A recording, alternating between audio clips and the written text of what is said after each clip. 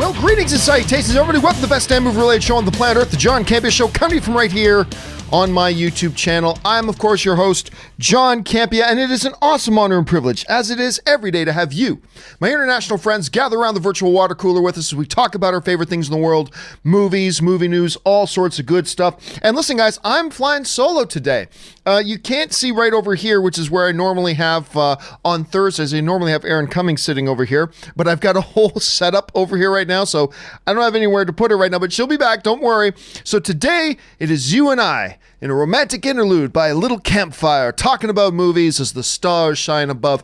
And guys, there is a lot of stuff for us to talk about here today, but first of all, I'm going to hope that you guys are doing well. I hope you guys are staying smart, staying safe, taking care of yourselves, taking care of everybody else around you. And the more we all do that, the more we get this nonsense BS behind us and get back to damn regular life. Because I'm not going to lie to you, I'm ready for damn regular life again.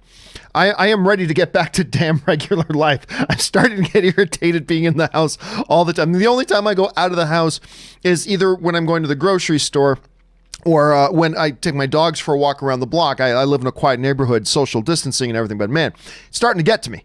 I want to go to a movie. You know, I want to go to some restaurants. We're all starting to get there. So guys, be smart, be safe, take care of yourselves, take care of everybody else, and we'll get this stuff behind us sooner rather than later. Anyway, guys, listen, we do have a whole bunch of stuff to talk about here today. And before we get into our main topics, there are a couple of things off the top for us to get to.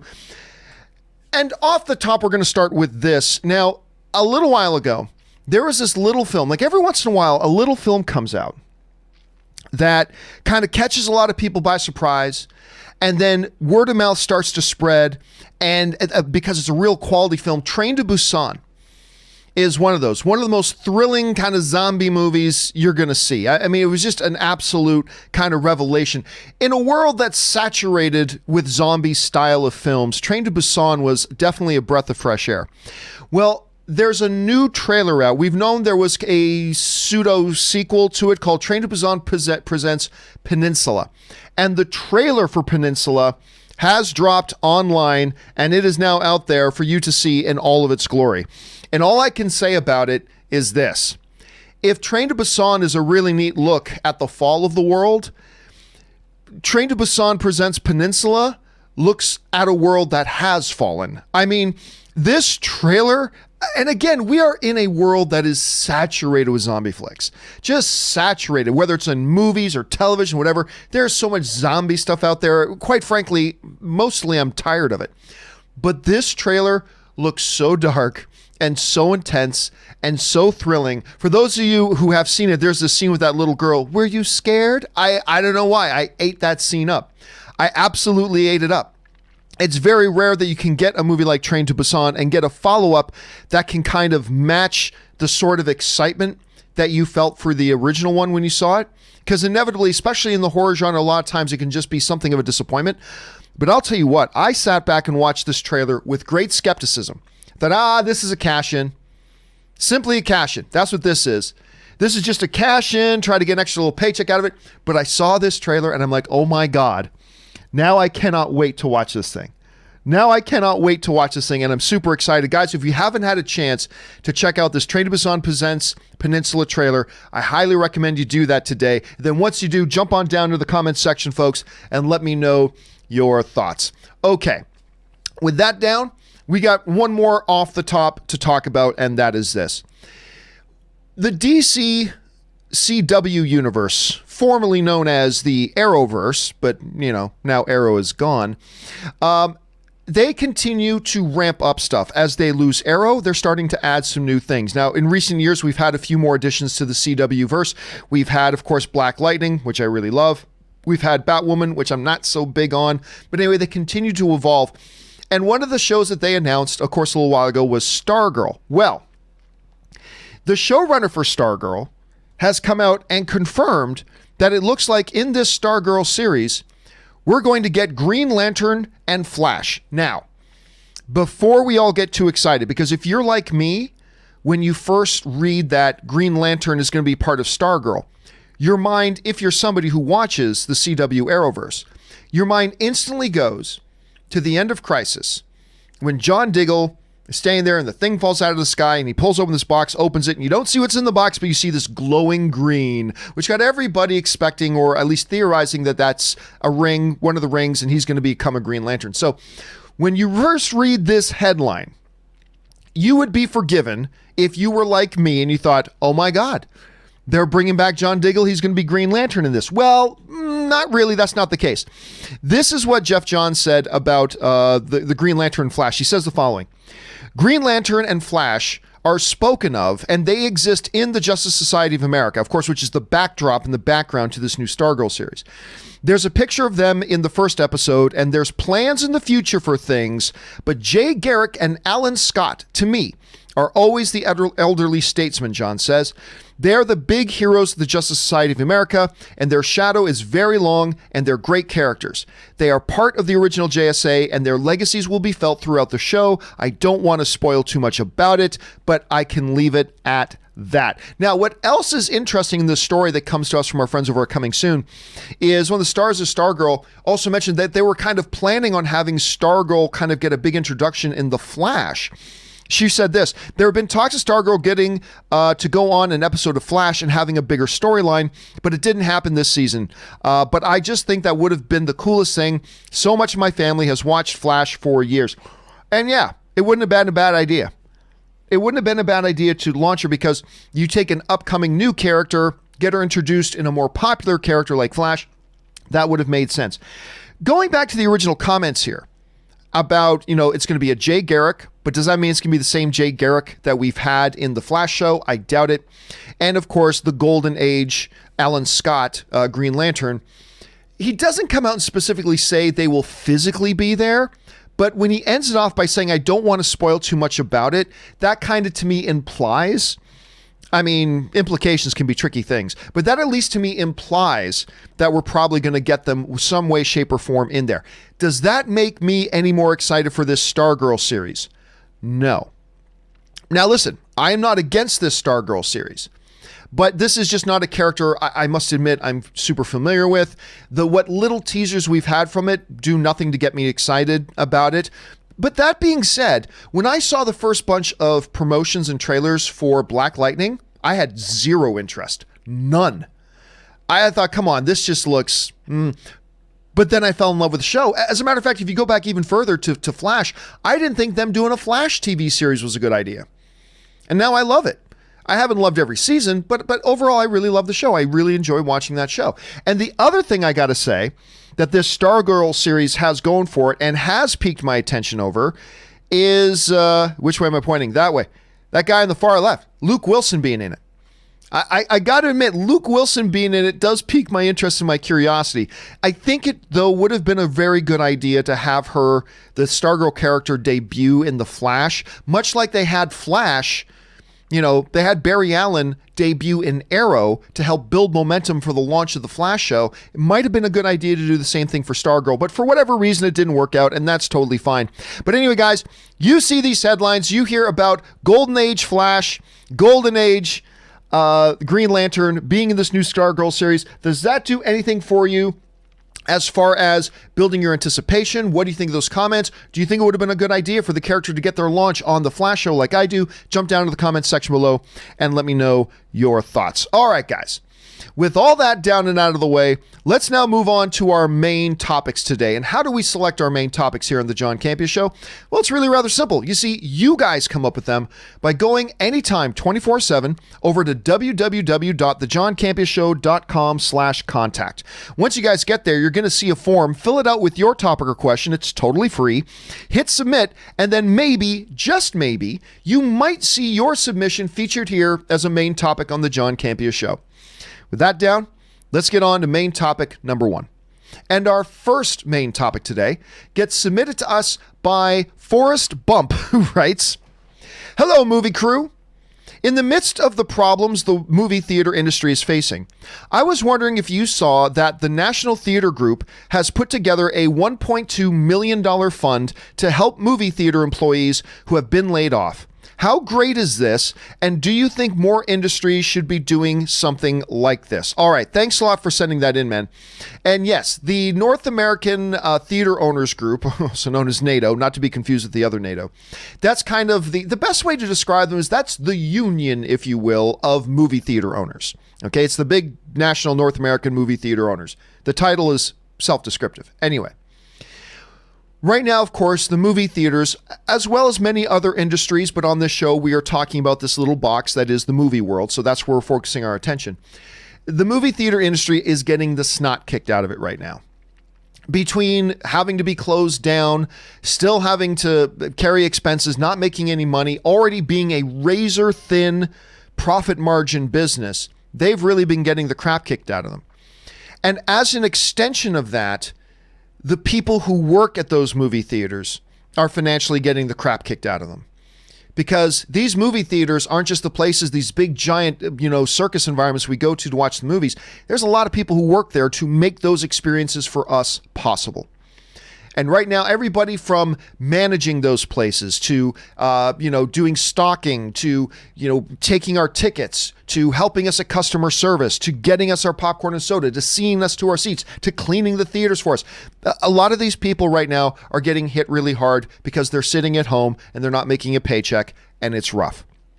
Anyway, the North American Theater Owners Association came out and they just said something, and they're doing something, at least the branch in California and Nevada. I'm sure other branches will follow suit, but this comes to us from Variety. It says the National Association of Theater Owners of California and Nevada, that's the branch out here, has established a $1.25 million relief fund to assist employees of member theaters who have been laid off due to the situation. The funds will be divided proportionately among eligible member theaters based on the number of screens they operate and will be distributed to employees who have worked a minimum of 6 months prior to the closing of the theater. The individual companies will determine how those funds are to be allocated amongst the staff. So that comes into us here. And listen, this is not something that solves the problem. This isn't something that solves the problem by any stretch of the imagination. But it is at least something. It is at least something. When you're somebody who's in a situation like they are in right now, to have any sort of help and assistance right now is a great thing. And by the way, this is also something that I believe is in the movie theaters industry's best interest, because you want to keep your staff. As high of a turnover as movie theaters may have with staff, it is always more expensive to go out and get new employees than it is to keep the employees you have. Not just because it's a pain in the ass to try to go and hire people, but on top of that, you've now got people in the job who know how to do the job. You bring in new people, now you got to go through a process of getting them. It's just, generally speaking, it's always less expensive to keep people in a job if possible, as opposed to going out and getting new people. And I think doing something like this to try to help the theater employees stay afloat a little bit, show them that, hey, we're thinking about you in a time like this. I think that's also in the theater's best interest. I think that is also in the theater's best interest, because hopefully when all this stuff gets behind us, now not only do you still have your staff, but maybe you've got now a staff that there's a little bit more goodwill between management and staff.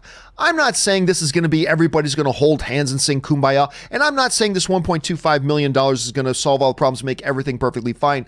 Not at all. But at very minimum, it seems like a nice gesture.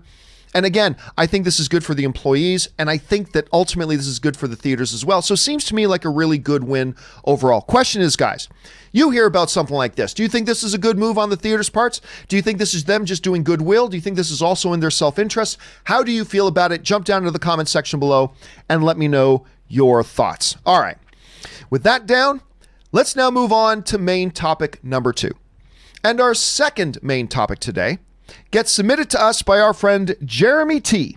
And Jeremy T writes, "Hey John, with all the things being pushed recently, the director of Shazam just said that they still plan on shooting Shazam 2 this year.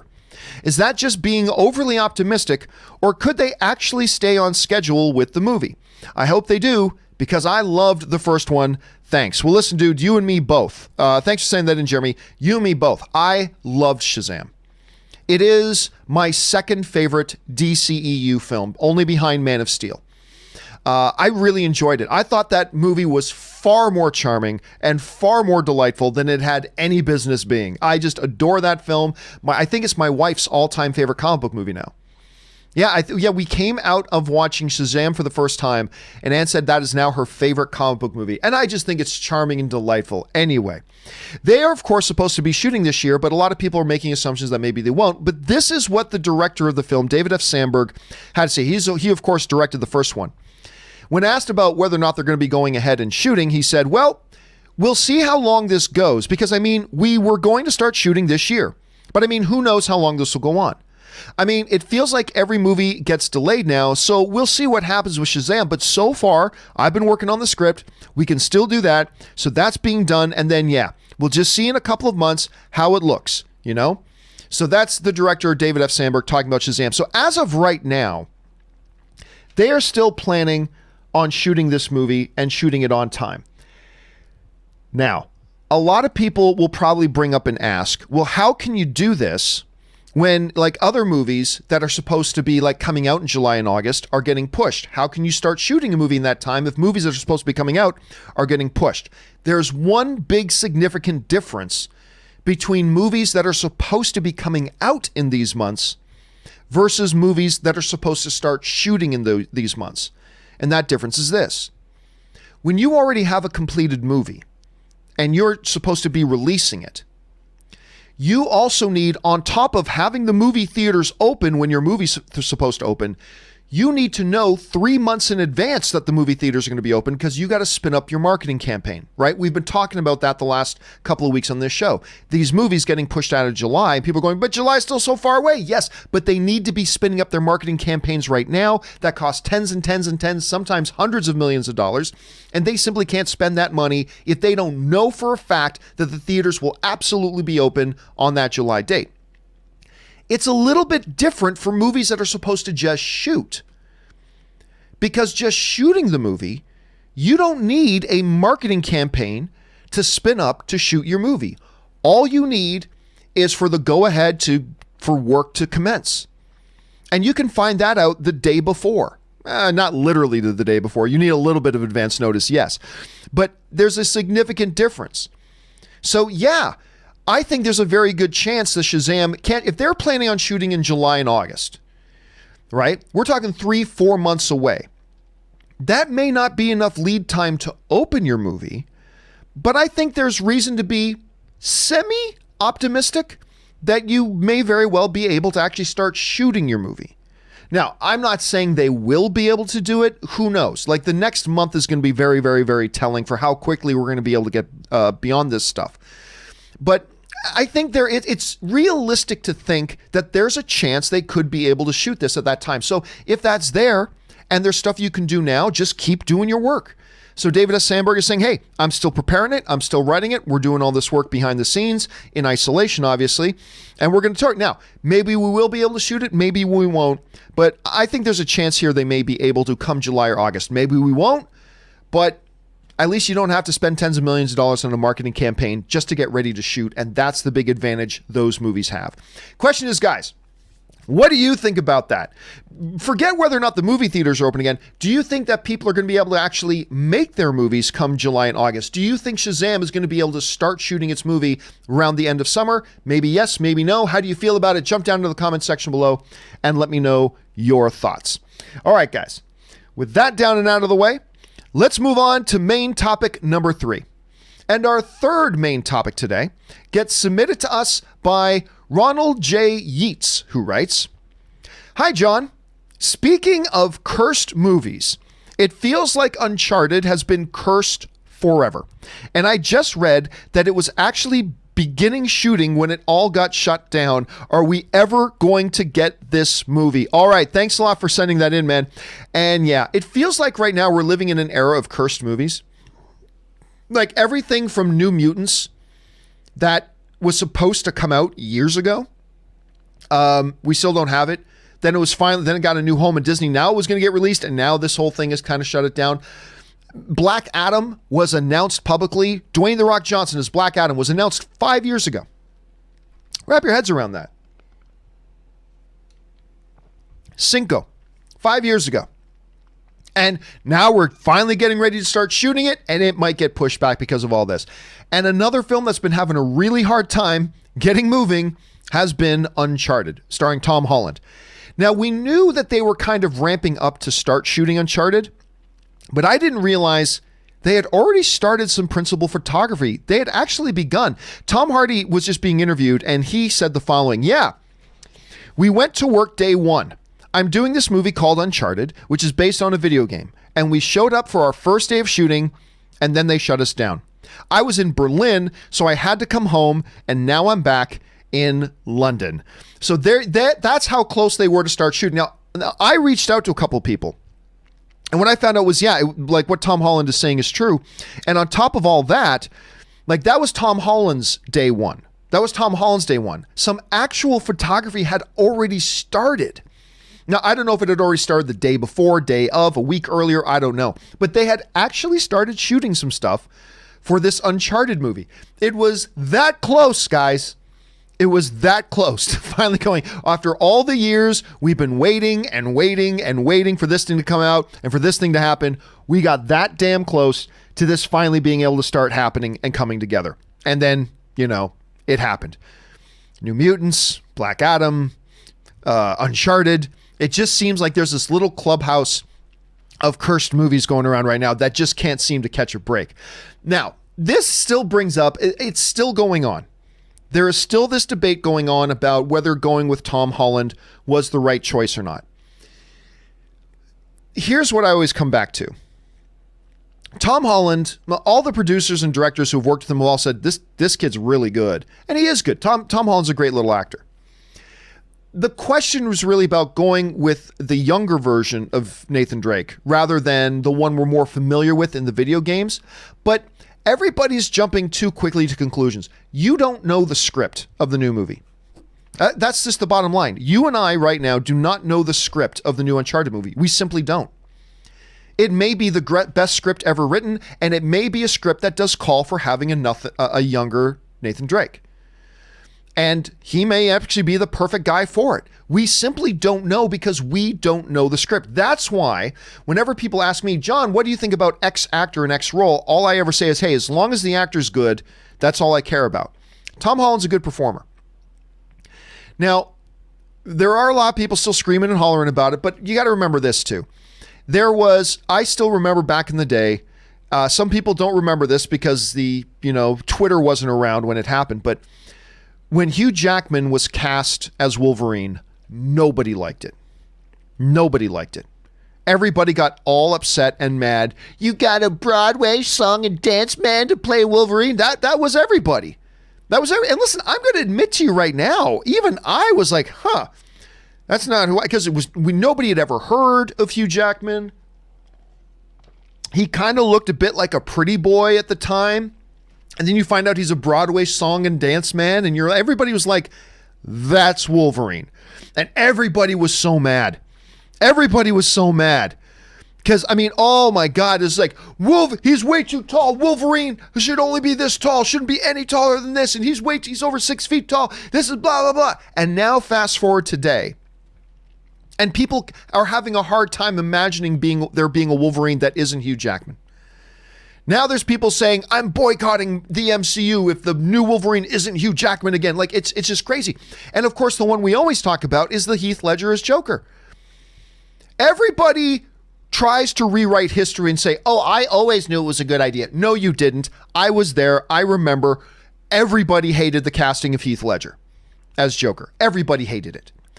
But maybe we wouldn't have hated it if we had actually read Christopher Nolan's script and we got a sense for what it was he was going for, and then maybe, matching up the sense of what Christopher Nolan was going for with what we knew of Heath Ledger, maybe we would have been more open to it. The problem is that you and I as film fans, we are in a shadow of war, a fog of war, to use a video game term.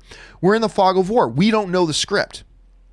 So look, am I sitting here saying that Tom Holland is going to be a great Nathan Drake? No, I don't know that. For all I know, this might be the worst casting in history. But I know he's a talented dude, and they know their script, and if they picked him, All I care about is the guy they're picking a decent performer. He's more than a decent performer, so I'm willing to go into it and give him the benefit of the doubt until we see it. So I don't know. And there's still a lot of people that go because, a lot of people want Nathan Fillion, good Canadian kid, by the way. A lot of people wanted Nathan Fillion. I love Nathan Fillion. I'm a huge Nathan Fillion fan. And he did that little short film, that Uncharted short film that was on YouTube and got everybody excited. And yes, listen, of course, he'd be great, but he'd be great for one movie. Nathan Fillion's 50 years old. Can you start a 10-year franchise of Uncharted with an actor who is 50-year-olds now? No. You can do a one-shot movie with a Nathan Fillion. Yeah, you could do that. But they have bigger plans for it. And so it doesn't mean it had to be Tom Holland, but it kind of disqualified Nathan, unfortunately. That's something they probably, if they could have gotten moving on Uncharted, say 5 years ago, 6 years ago, and gotten Nathan Fillion on board, that would have been great. I think everybody would have been happy. But him at 50, because that's how old he would be when they even started shooting this thing.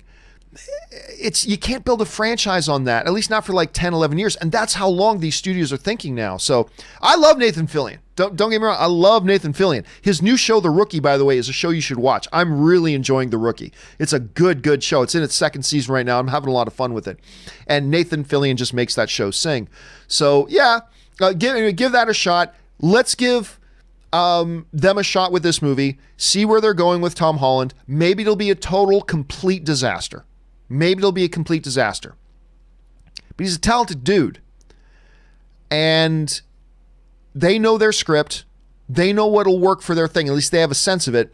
So let's wait until we see it before we get too wound up one way or the other. Now, if I thought Tom Holland couldn't act, that would be different because then it's kind of hopeless. But he's a good little performer. Let's see where this goes. Anyway, guys, question is, what do you feel about this? Like, do you feel like this movie is just out and out cursed at this point? They finally got on set, ready to shoot, even started rolling cameras on some stuff, and then the plug is pulled. Are you still looking forward to this movie? Have you never been looking forward to this movie? Jump down to the comment section below, guys, and let me know your thoughts. Okay, with that down, let's move on to main topic number 4. And our fourth main topic today gets submitted to us by Dashandra, who writes, "Greetings and salutations to all. It's no surprise that movies are getting pushed with theaters being closed, but I just saw that Minions 2 has been pushed back an entire year. Was that really necessary to move it that far? Was there really no other available date? Why move it so drastically?" All right, thanks a lot for sending that in, Chandra. And yes, no surprise, the dominoes continue to fall as we got into the July movies that are coming up that needed to spin up their marketing. Those movies are starting to get delayed. And of course, two of the big ones that now have been bumped are Minions 2 and the sequel to Sing, which I'm not all that big on. But anyway, but it made a lot of money, so there you go. So, it has been reported that Minions 2, or Minions The Rise of Gru, has been moved from July 3rd, 2020, all the way basically one entire calendar year almost, to July 2nd, 2021, an entire year. Now, July 2nd, 2021 was going to be the release date of Sing 2. They have actually moved that now to December 22nd of 2021. So that movie is now a full year and a half away. Little more than a year and a half away. So they bumped that. Now, there were a couple of other movies as well that they did some shifting around on, but these are the two key ones I wanted to focus on right now, because I do love the Minions. I prefer Minions in Despicable Me movies. I think they work better as side characters than as the main leads, but whatever. We'll see what happens. I just enjoy the Minions in general. I find them delightful. And when I go to Universal Studios Hollywood, they make me smile. Anyway, so there's that. Did it actually have to move a full year? Was that necessary to move it all the way from there? Were there no other open release dates? Well, yeah, you can take that movie and drop it anytime you want. They could have dropped it in September. They could have dropped it in October. They could have dropped it in November. I mean, December is getting really, really crowded, but they could have dropped it in December too as well. But what a lot of people forget about is this, is right or wrong, distributors really feel that certain movies have a time of year that is best for their movie. And to them, it's so important that this particular movie, whichever movie we're talking about, releases in that specific time of year, that they'll be willing to put it on a shelf and let it sit for an entire year. Right or wrong, for whatever reason, the people behind Minions and all that kind of stuff, they feel that even though it's not ideal for this movie to sit on a shelf for another entire year, it is a better option to do that than to put it out in its non-optimal season.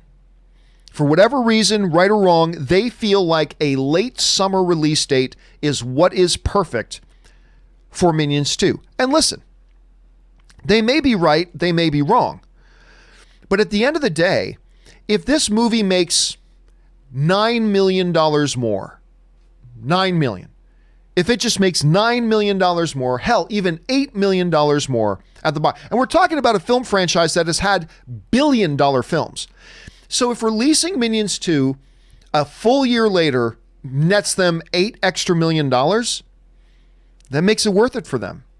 Yeah, they got to pay interest on the movie financing and all that kind of stuff. But if they can make 8, 9, hell, maybe even just $10 million more by releasing it in a July date instead of a September date, then financially it actually makes sense for them to do it.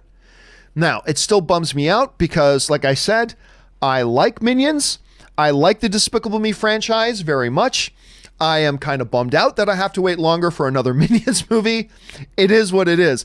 But hey, listen, it's business. It's what they had to do. Sing, I don't care about a lot. I'll give the movie a shot when it comes out. The first one had its moments, but I wasn't all that big on it. But, you know, the Minions one is the big one because that is a billion-dollar franchise. So let's see where that goes. Question here is, guys, what do you think about the move? Do you think, yeah, it makes total sense, you want it in July, then move it a full year to the next July? Or do you feel like a lot of other people, it's like, come on, it's Minions. People want to see it. You could put it anywhere. Just put it in September then. How do you feel about it? What's your rationale? Jump down into the comment section below. I want to know your thoughts.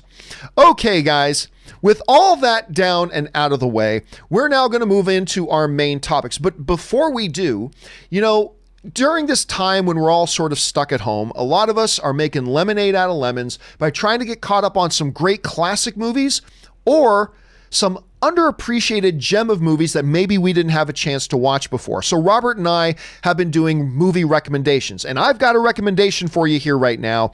And my recommendation is one that is strong, it's powerful, it's iconic, you've heard of it, but I think a lot of you probably haven't had a chance to see it yet. So let's go into my movie recommendation, and then we will come back and get right into your live questions. I'll be back in just a minute. Now, I hand it over to John. Go ahead, John. Hey guys, while a lot of us have been stuck at home and desperately looking for things to do or things to watch, we've been recommending every day 1 or 2 movies that may be classics or just underappreciated gems that you may not have seen yet. And today is no exception because my recommendation today is probably the most powerful film I've ever decided to mention on this list since we've started. It's one of those rare films that is both incredibly entertaining from an audience engagement point of view and is also incredibly important.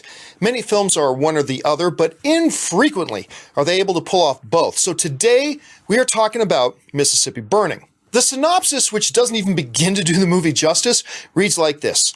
When a group of civil rights workers goes missing in a small Mississippi town, FBI agents Alan Ward, played by Willem Dafoe, and Rupert Anderson, played by Gene Hackman, are sent in to investigate. Local authorities refuse to cooperate with them, and the African-American community is too afraid to, precipitating a clash between the two agents over strategy. As the situation becomes more volatile, the direct approach is abandoned in favor of a more aggressive hardline tactics. As mentioned in the synopsis, the movie stars 2 of the most celebrated actors of our time in Willem Dafoe and Gene Hackman, who, based on a true story, play 2 FBI agents in 1964 seeing the very worst of humanity in a case that brought national attention. The film was directed by Alan Parker, who had previously directed such films as Fame, Pink Floyd The Wall, and the Robert De Niro Mickey Rourke film Angel Heart. He later went on to direct several other films including Evita and The Life of David Gale, but Mississippi Burning remained as the Mona Lisa of his filmography. It's hard to know where to start with a movie like Mississippi Burning.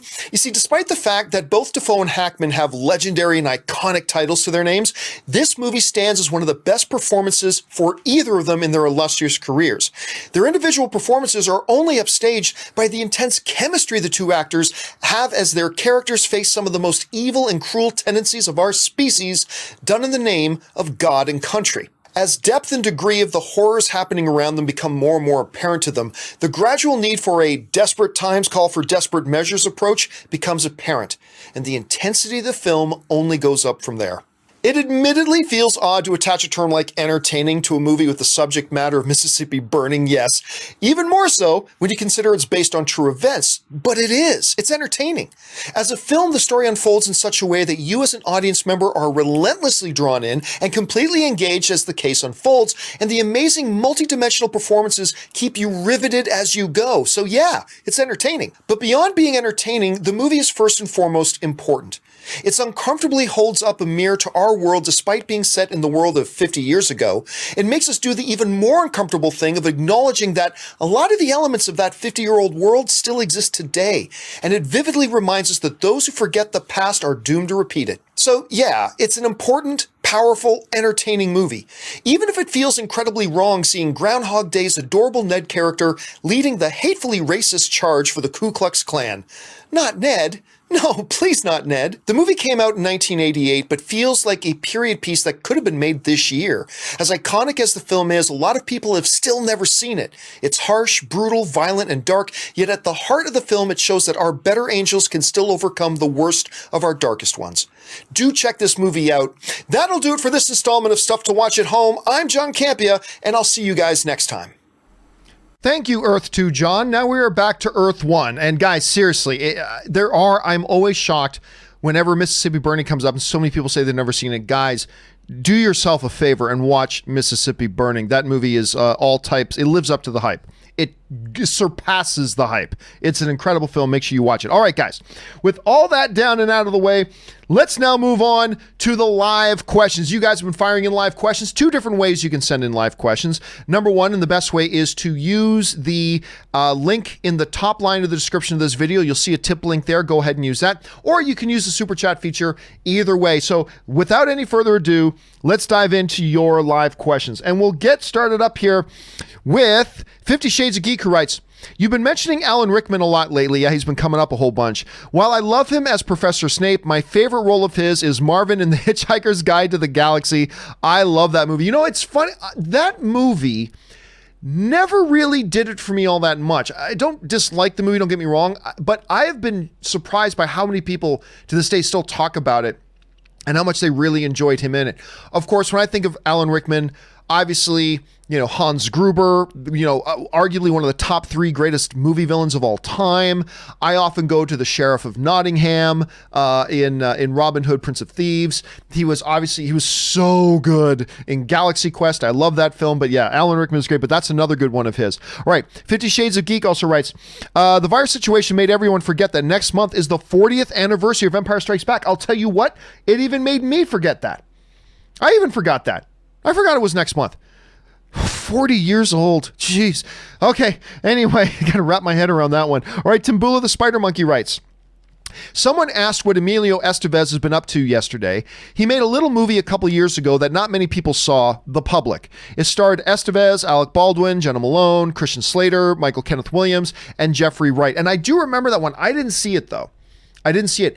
He also, I believe, I could be wrong about this, but I believe he directed and appeared in this movie that he also directed his dad, Martin Sheen, and called The Walkabout or The Walk. The longest story of it is Emilio Estevez plays Martin Sheen's son. Of course, he's his real life son. And he goes on some big European walk, and then I guess dies. And then Martin Sheen, whose last words with his son were kind of an argument, he decides to honor his son, go and walk in his final steps. And he goes and does the walk, meets people along the way. I think he also directed that. I could be wrong about that, though. Anyway, I've always liked Emilio Estevez. He was always the more sane of the Estevez brothers. Jonathan Teft writes, Movie recommendation: The Art of Self-Defense. Great offbeat dark comedy starring Jesse Eisenberg about a socially awkward guy who wants to learn to defend himself. He joins a karate class and gets into way more than he asked for. My third favorite film of 2019. And yeah, listen, I was actually late to the party on The Art of Self-Defense. I didn't see it till after it was out of theater. I got invited to a bunch of press screenings, but they were always like in Beverly Hills, and it takes like over an hour to get to Beverly Hills. So I'm like, eh. And I'll be honest, I've never been a huge Jesse Eisenberg fan. Really? Yeah, I've never been. I don't dislike the guy. Don't get me wrong. I don't dislike him, but I've never been a big Jesse Eisenberg guy. I've always thought he was a little bit overrated, to be honest. And I didn't mind his Lex Luthor, by the way. I know everybody hates his Lex Luthor. And me, the guy who I'm not that big on Jesse Eisenberg, I actually kind of liked his Lex Luthor, but whatever.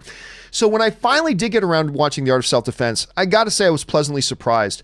And I have never enjoyed Jesse Eisenberg as an actor more than I did in that movie. I personally think that was probably his best performance. Come to think of it, I liked him in Zombieland 2 as well. I really did. I like Zombieland 2, so that's another one. But anyway, good recommendation, Jonathan.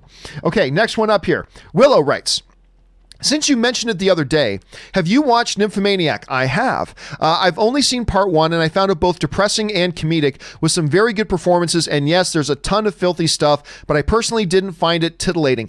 And I think that's kind of what it's going for. Now, listen, it's not an exaggeration to say that Nymphomaniac, as the title may suggest, parts 1 and 2 are basically porn done in a narrative, real movie style. But you're right about the sex doesn't really come across as titillating, as explicit as it is, because I think the point of the filmmaker in it was to communicate, even within the sex scenes, the obsessive need for it, the unhealthy need for it. Look, sex is the greatest thing in the world. It's a completely healthy and wonderful, marvelous thing. But as is everything, it can also be done wrong. We need water to live. Dunk your head into a vat of water for 3 minutes, you're going to die. So every good thing can have a bad side. And I feel like that's a great observation, Willow, about it never really felt all that titillating, because I think that's kind of what he was going for. And on that level, but again, because of the nature of the film, it's one I can never really recommend, to people, because people think I'm a weirdo if I do. And the cast, oh my God, the cast. I mean, from Skarsgård to Shia LaBeouf and on. It's a great cast. Yeah, some of the funniest movie posters too. Look up Nymphomaniac character posters, and it's hilarious, because all the character posters in Nymphomaniac are all the stars of the movie with their own individual posters giving their O face. It's actually really funny. But anyway, okay, Spencer writes, where is Spencer? Sorry, I had this pop-up come up and it's blocking my thing. Okay, there it is. Spencer writes, 1 of 3. The first time I watched Gattaca, that's actually a pretty cool movie. I was in a high school science class, and I viewed the movie as telling a story about the future of science and space travel. A later viewing a few years later, I saw it as a story about society that was discriminating against a group of people, naturally born people. Another viewing, I saw a story about a man determined to achieve his dream. From a romance movie to a cat and mouse manhunt movie, on and on and on, this movie seems to always play differently for me. Based on the current type of experiences I was having around the time I watched it, this has made Gattaca one of my favorite movies of all time. And listen, you just kind of highlighted the whole thing I'm always talking about. I cannot remember who directed Gattaca. Give me a second. It came out like 98. I'm sorry, I stand corrected. It came out in 97. Sorry, my bad, 97. But anyway, you got Handsome Hawk, Uma Thurman. But the way you just described it, and the whole reason I came here was to find the director. And who's there? Andrew Niccol. Okay, Andrew Niccol directed it. The reason... Andrew Niccol, who, by the way, was also the same guy who wrote the Jim Carrey movie, The Truman Show. Anyway, I often say that movies as pieces of art, they all hit us differently, right? We talk about how if you hang a piece of art on the wall and have 10 people standing around it, they're all going to see 10 different things. That's part of the beauty of art and the subjectivity of art, is that it all speaks to us because we all come from a very unique perspective, unique backgrounds, unique experiences, unique places that we're in at that moment in that day. But also we as people, we gradually a little bit change over time. The experiences and the set of circumstances that I was in 2 years ago may be different from the set of circumstances and the experiences that I'm having today. And therefore I can go and watch a movie, and even I, as the same person, can see the movie in a completely different way. That is one of the most brilliant, beautiful, amazing things about movies. And I think, Spencer, the way you just described your interaction with Gattaca is a perfect example of that. You're the same person, and you're having all these different experiences with the movie. And that, to me, is one of the most exceptional, incredible things about movies as pieces of art, is that not only do you and I have different engagements with it because we come from two different places, but you as a single individual can have different experiences with it depending on when and how you see it. And it's just one of the great things about art. And I think that's a very profound observation, Spencer. Thank you for sharing your thoughts on that. Okay. Let's keep going here. Next one up that was Spencer. Now we're in Hayden Lee, who writes, "Hey, John and crew, and happy No Pants Thursday. Thank you so much. I was watching am I wearing pants today? I guess we'll never know. I was watching Nick Cage in Ghost Rider the other day. Do you think the MCU will touch this character? And if so, who would you cast in the role? I say Norman Reedus. Again, I don't care. Listen, it depends. They could treat Ghost Rider in such a way that Norman Reedus is completely the wrong guy to do it. Again, that's why I always say I only care, do you get a talented actor? I really like Norman Reedus, so he would fit in well, depending on how they portray it. They're in an interesting predicament right now. Because technically speaking, Ghost Rider is already in the MCU because, of course, of his appearance in Agents of S.H.I.E.L.D. And while Kevin Feige never acknowledged anything in any of the TV shows in his movies, it is still technically connected. So they would have to work around that. I do see them getting around to Ghost Rider at some point. But how long, at what point, and then how they handle it. Maybe they just bring back the same actor. You know, we just saw him in Terminator. Why not just bring him back? You can. Actually, I'm not a fan of, everybody knows I'm not a fan of the Agents of S.H.I.E.L.D. show, but he was really good as Ghost Rider. I like their Ghost Rider storyline. And so maybe they bring him back. Maybe they figure out a story where it's, that they pass it on and you get to the motorcycle, you go back to Johnny and doing it because it wasn't Johnny in Agents of S.H.I.E.L.D. So that, yeah, they could do it. I don't know that I see them doing it anytime soon, though. They've got an awful lot on their plate, and they still have to bring in the X-Men and Fantastic Four, and they're doing She-Hulk, and they're doing Moon Knight, and they're doing Miss Marvel, and. So, at some point I could see it happening, but I don't know how soon it would actually happen. All right. Tampa Bay Succaneers writes, they're about to get better, though. The top 9 underrated show recommendations. 9, What We Do in the Shadows. That is a show my wife loves. I still haven't really gotten into it yet, but I love the movie, and my wife just swears by the show. Number 8, Kidding with Jim Carrey. Number 7, Black Monday with Don Cheadle. I'm not familiar with Black Monday, as a matter of fact. He was in another one called House of Lies. I actually really like that Don Cheadle show, House of Lies, because it also had Ben Schwartz, who does the voice of Sonic the Hedgehog in the new movie, and he was also in Parks and Rec as John Ralphio. And, why do I keep forgetting Sarah Marshall's name? From Forgetting Sarah Marshall. I keep forgetting her name. But anyway, she was in that too. That was a great show. You should check it out if you get a chance. I think it's an HBO show. Anyway, 6, Ballers with the Rock. I enjoyed that. I just recently got caught up with that. Number 5, Narcos Mexico. I've been enjoying that. Number 4, The Last OG with Tracy Morgan, which I never watched, but Tiffany Haddish is in that too, right? I've never watched it, but I've heard good things about it. Number 3, The Chi. Number 2, Dave with Lil Dicky. And number 1, Ozark, which I'm not really into Ozark, but a lot of people are. Finally, people are talking about Ozark. Yeah, and a lot of people have been talking about it on this show too. A lot of people have been writing in about Ozark. Again, I might have to try it again at some point, but I watched the first 4 or 5 episodes, and because my wife and I both love Laura Dern, we both love Jason Bateman. And the show just didn't do it for us, so we tapped out. Maybe at some point we'll get around to it, but I'm not sure. But I'm hearing a lot of people really, really loving that show. All right, Ryan Lohner writes, the new DuckTales show returns this week, though at this point it's really more of an MCU-level crossover between every Disney cartoon of the 80s and 90s, Darkwing Duck, Tailspin, Goof Troop, Gummy Bears, etc., and it's awesome and fully on Disney+. I will also admit I was never a DuckTales guy. It was a little bit after my time. So it's that stuff does, it's so funny. I'll sit here and go, oh, I'm not into those children's shows. Please. DuckTales, Tailspin, Goof Troop. I'm not into those children's shows. Please take that children's shit out of here. Ooh, Transformers is on?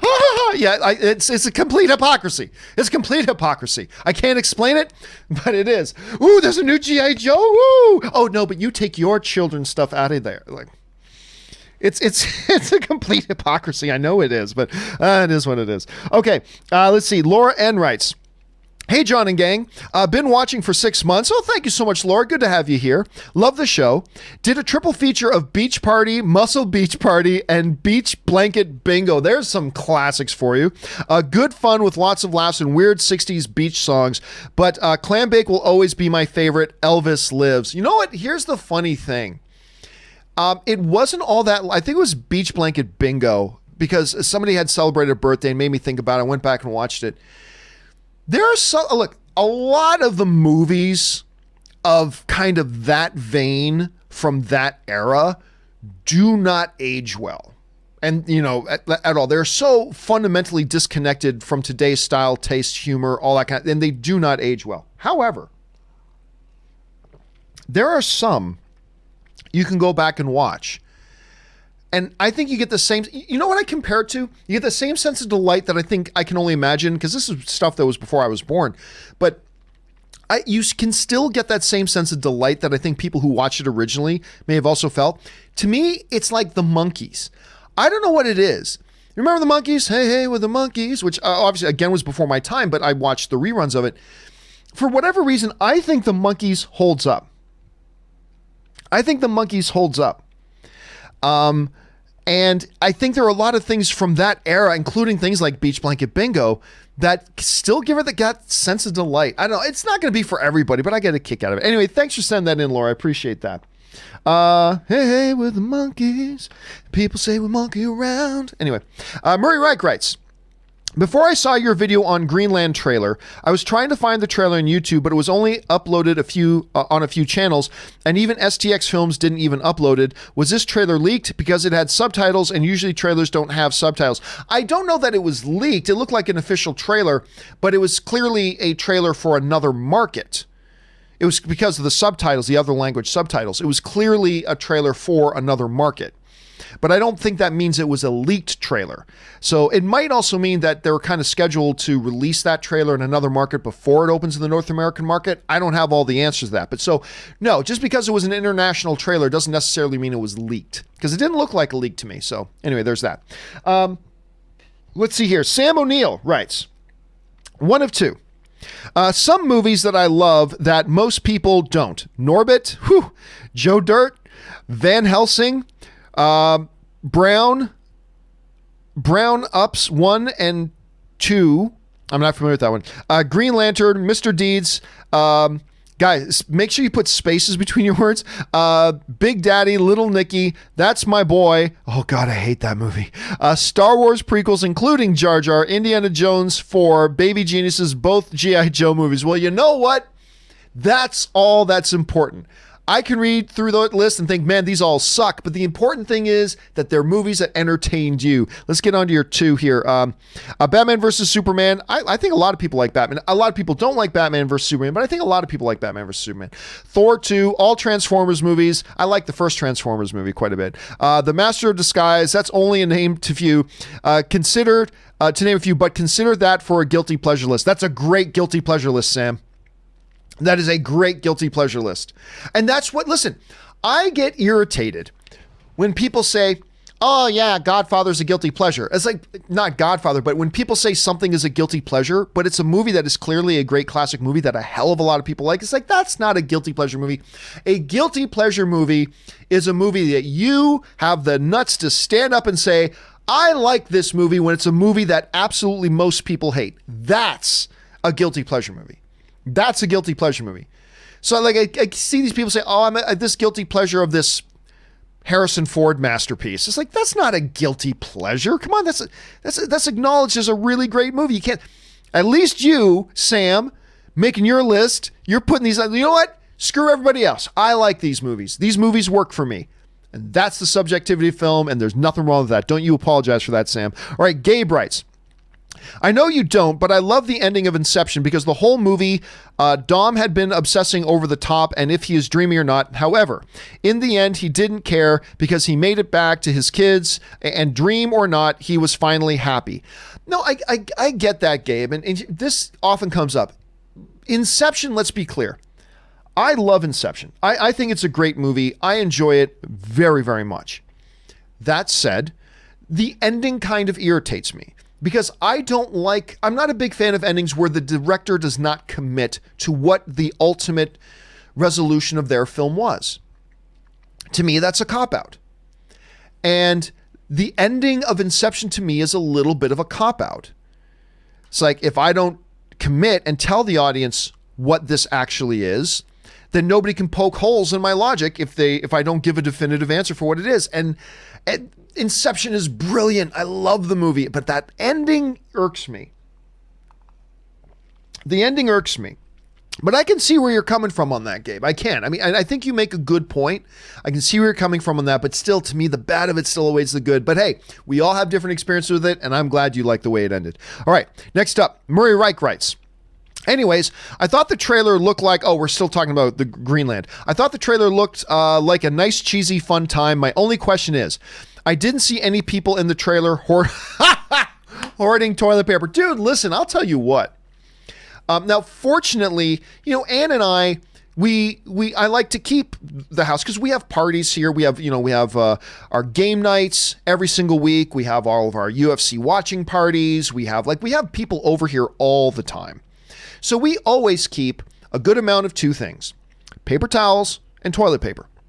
And not that I have a room full of it or anything like that, but we always make sure we have a decent amount of it. So when this whole thing struck, we were good because we have enough toilet paper, we have enough paper towels, we're good.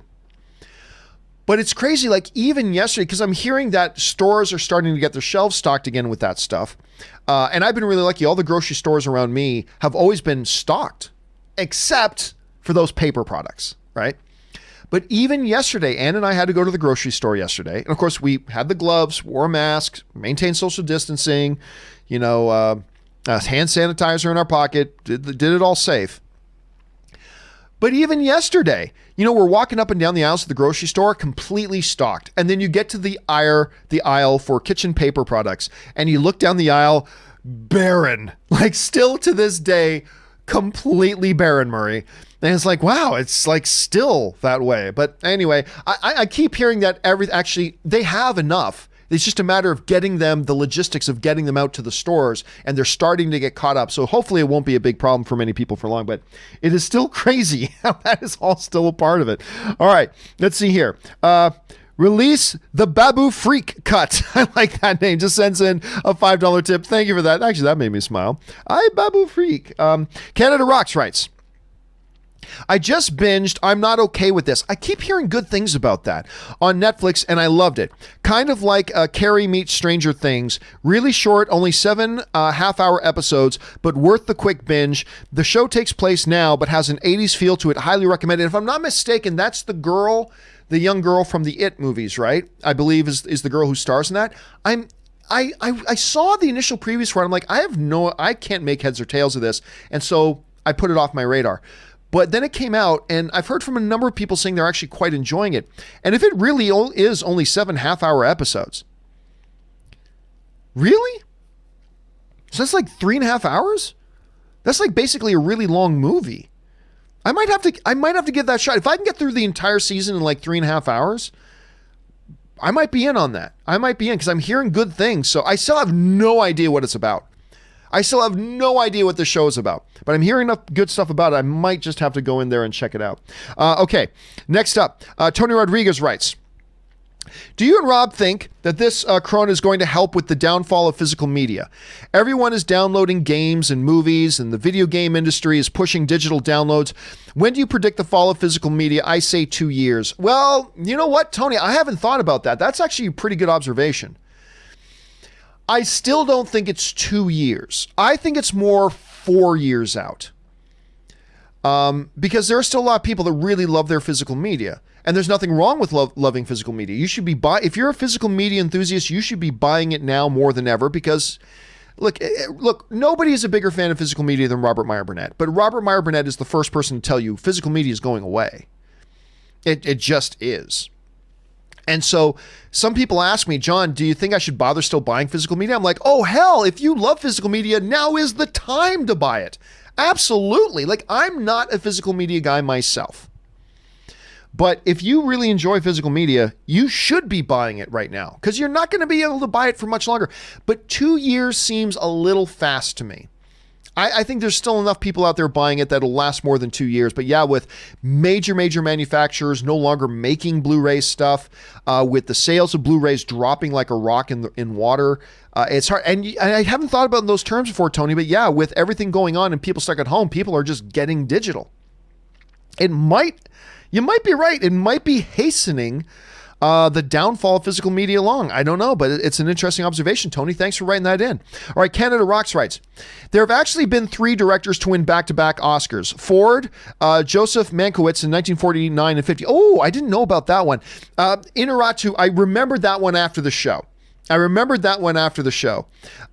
I didn't realize about Mankiewicz. I did not realize about that one. Ford has won the most Oscars with 4, but only one of those was paired with a Best Picture win. Yeah, so I remember. So Ford, I think, was the first one. He was the first director to win back-to-back Best Director Oscars for Grapes of Wrath and How Green Is My Valley. And I totally didn't even realize that Joseph did, but Alejandro Inarritu, that one I remembered after I did. So I say, of course, that one was just recent Anyway, thank you for throwing that trivia in there, Canada Rocks. Cameron Wiskovich writes, John, have you played Doom Eternal yet? So great. You know what? I have not, and I really should, because my buddy Ryan, he's the guy in all my social media pictures that everybody thinks is Ben Affleck. My buddy Ryan actually worked on the launch of that game. And he's been working on the launch of that game, like the digital marketing and launch of that game, for a long time. So I really should be trying that game out. I really should. And yea, verily, I shall. But I've not yet, but I do want to try it out. Because listen, I played the original Doom. All right. So yeah, I really do want. My actual all-time favorite first-person shooter to this day remains Unreal Tournament. Not the newest one, but like the early 2000s one, that still to this day remains my all-time favorite first-person shooter. But Heretic was a good one too. Anyway, Anthony Lukalanu writes, just finished watching Train to Busan on Netflix, one of the best zombie movies I've ever seen. Highly recommended. Again, it's one of those movies that just snuck up. Like, came out, nobody was talking about it when it was coming out. Then it came out, a few people saw it, like, holy crap. And then word kind of spread. And then other people checked, it was like, holy crap. And then now people just know, like, Train to Busan is like a movie you got to watch. And I love this trailer for this sequel. I love this. This Penninsula now is shot up pretty high on my anticipated films list. I cannot wait to watch it. Thanks for the recommendation, Anthony. Anthony also writes, I think I might watch The Villainess tomorrow. I've heard it's supposed to be pretty good. I'm going to tell you straight up, I don't even know what that is. Let me go over here and look it up. The Villainess. It is a 2017 film. Is this by the same people? No, it's not the same director of Train to Busan. I'm not familiar with this one. Looks pretty cool though. A female assassin leaves a trail of bodies behind her as she seeks revenge. Well, listen, that is the description of a million movies. An assassin leaves behind a trail of bodies as they seek revenge, but it is the all-time classic motif of these types of movies. So it's on you put it on my radar now. I might have to check this one out. Thank you for that. Let's see. Anthony Lukalano also writes, looks like the trailer for the Train to Busan sequel Penninsula just dropped. Yeah, we just talked about that earlier. I think it looks fantastic. I cannot wait for that.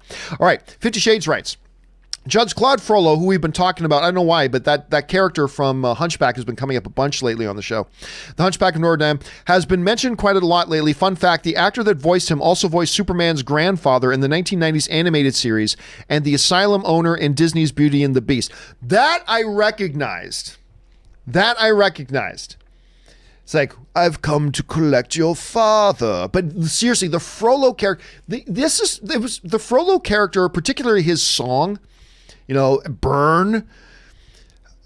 It is very unique amongst that era of Disney animated films because that one was dark. That Hunchback of Notre Dame movie is dark. And it is yet one of that era of Disney films, and so you think it would be one way. You see the poster of the Hunchback on top of Notre Dame going, ah, and singing, and you think it's going to be fun and light, and it's dark. And that villain is one of the main reasons why. He's one of the spookiest villains they've done in their animated stuff. Russell Drinkard writes, my movie recommendation is for April is Killer Clowns from Outer Space. It's one of my favorite because it's so cheesy but so much fun. It's now on Netflix if anyone is interested and haven't seen it. Thanks, Mr. Campea, and have a Ghibli day. Thank you so much for that, Russell. And yeah, it is a fun little movie. And there have been talks about rebooting that forever. One of the neat things, though, Ann and I, we like every year to go to Halloween Horror Nights at Universal Studios Hollywood. If you ever get a chance to go, it's a lot of fun. It's a lot of fun. But one of their horror mazes this year was Killer Clowns from Outer Space. And I actually videoed us walking through it. It's on my YouTube channel. And it was hilarious. As a matter of fact, Ann and I went through the horror maze. And after we got home, somebody tweeted me and said, I was actually in the costume of one of the clowns and I couldn't believe I saw you and Ann and I wanted to say hi, but I couldn't because I was in character, which I thought was really, really funny. But if you get a chance to go to Halloween Horror Nights at Universal Studios at Halloween time, and they still have the Killer Clowns from Outer Space maze, you got to go through it because it's actually a lot of fun. Good recommendation, Russell. Okay, next up here, we've got Krypton Caged writes, every day is April Fool's Day for We Got This Covered. It's true. Every single day is April Fool's Day with them. Darklock writes, did you know that Michael Keaton's birth name is Michael Douglas? I did not know that. He chose Keaton from Diane because Douglas was already taken. I had no idea. I mean, for instance, Chuck Norris isn't actually Chuck Norris's real name. My buddy, I have a buddy named Chuck Norris, who was the editor on my film, The Anniversary. And like a lot of people always say, you ever think about like just going by a different name? And he's like, F no. It is my real name. That's not his real name. Let Chuck Norris change his name because it's my actual real name. Anyway, that comes up a lot. But I had no idea, Darklock, that Michael Douglas's birth name or Michael Keaton's birth name is actually Michael Douglas. That was probably a good move to change that. That was probably a good move. Something I never knew. Thank you for sharing that, dude. All right, Richard Karate writes, John, which Dirty Harry movie is the best Dirty Harry? Magnum Force, The Enforcer, Sudden Impact, or Deadpool? You know, somebody asked that exact same question a few months ago. And I'm going to do the exact same thing that I did, I think, back then, is I'm going to do a push on that. Because each one, there are some people that think one or two are bad. I don't know. There's something about the Dirty Harry movies. It's so, this is the best way to put it. Those movies are not about their stories. Their movies are about the character. That's what those movies are about. And that's why, to me, it's just a push because it's all just the gloriousness is him. So it's a great question. There's a couple of them I haven't watched in years. I need to go back and watch a couple more. Richard Karate also writes, I guess the quote, we are not just going to let you leave Smith, Weston, and me. We are not just going to let you leave Smith, Weston, and me. Not sure. You guys in the chat section, you know which one Rich is talking about? Jump in the comment section. Let him know. Russell Amador writes, hey, John, I know some nudity and a few random F-bombs don't make a movie any better, but during a Q&A, James Gunn stated to no rating of Suicide Squad, so do you think he'll continue trend of DC rated R movies? Well, I mean, that's not unusual that James Gunn knows what the rating's going to be because he wrote the movie. He knows if his movie is going to get an R rating or a PG-13 rating. He knows. That doesn't necessarily mean it's going to be rated R. However, James Gunn can very easily make a R-rated movie. We all know this. And Suicide Squad would be one that could go that way. And listen, I at this point, I think it's 50-50. Because the DCEU is very different from the MCU, especially today. The DCEU today is really more self-contained and standalone individual movies than they are with shared cinematic universe. So doing that, it gives them a little bit more flexibility if they wanted to. So I'd say right now it's a coin toss. I'd say it's a 50-50 coin toss right now if Suicide Squad will actually be R or not. But remember, we just had Harley Quinn, and that's now Harley Quinn is going to be in this, so that might lean one way too. So that's something to keep in mind. But right now, I'm still going to go 50-50 coin toss on that. Slim Trav writes, thoughts on Space Jam? Excited for the sequel? I got a kick out of Space Jam as a kid. It's not one of the classics to me, and no, I'm not excited for the sequel. That doesn't mean I won't love the sequel, but because, the original one isn't near and dear to my heart, and okay, you're doing another one, okay. But I know a lot of people are excited about it, and that's great. Nerd Talk writes, movies I'll be watching tonight and highly recommend are Gattaca, which we just talked about. What Dreams May Come with Robin Williams is a really special little movie. Beautiful, visually a beautiful movie too, which I guess is a guilty pleasure since it's only got 54% on Rotten Tomatoes, which I can't understand. This movie is amazing. When you really look at it though, but again, whenever I talk about What Dreams May Come, I just got to go back to how visually beautiful the film is. It's just like with the color, and even the posters really, at least some of the posters really kind of tip that. But it's not a movie that's for everybody. And I can totally see when you look at that movie, I appreciate the movie, but when you look at it, I can go, yeah, I can see why this wouldn't work for a lot of people. So I can. But it's also one, you are like me, Nerd Talk. It's one I also enjoy. And Gattaca, again, it was just brought up earlier. It's a good one to watch today. All right, Andrew Word writes, just ordered Star Wars The Skywalker Saga 27-disc box set. Rob just got his. He's got it. He was showing it to me. Should be coming in the mail next week. Do you think the hefty price, $350 Canadian, is going to be worth it, and will you be getting it yourself? No, I won't be getting it myself. Mostly for a couple of reasons. One, I'm not a physical media guy. Number two, I already have every single Star Wars movie there is in one way, shape, or form, either digitally. Most of them I have on digital now, but I also have my original DVD set of a lot of the other ones. And so I have it all already. I don't really have the need to buy it again. The one thing that makes me tempted is the fact that 9 of those discs, apparently, 9 of the 27 discs are special features. And listen, as much as I don't like the prequels, the special features on the prequel DVDs are outstanding. Absolutely outstanding. And so that is the one thing. Now, I got to wait for Rob to go through his special features, and he's going to let me know what's in there. Because obviously I have a lot of the discs already, so I already have probably a lot of these special features are probably ones that they've already done before, right? That makes sense. So I just got to see how much of those special features I already own. If like 6 out of the 7 discs are never before seen stuff, I might be tempted to get it. But other than that, no, I already have everything, so there's not really need for me to get it otherwise. But Andrew, and by the way, this is a really large tip. Thank you for supporting the channel on that level, Andrew. But yeah, it all comes down for me about the special features. That's what it all comes down to for me. And then once I know what the special features are, I got to see if there's going to be a digital alternative for getting those special features. If not, then I'm going to have to seriously consider if there's a bunch of special features that have never been seen before, and it's stuff that you can only get on the physical copy, it's going to have to be something I consider getting. But I'm a cheap bastard, so I'll have to talk to my wife about it. But I will have to consider getting it at that point. Thanks for the heads up on that, Andrew, and I hope you enjoy it when you get yours, man. All right, Darth Impact writes, being stuck, one of two, being stuck inside. I've been of what. Being stuck inside, I've been of what if the MCU was real and the heroism they can do. Hank Pym can use his Pym particles to get rid of cancer forever. Being stuck inside, I've been of what?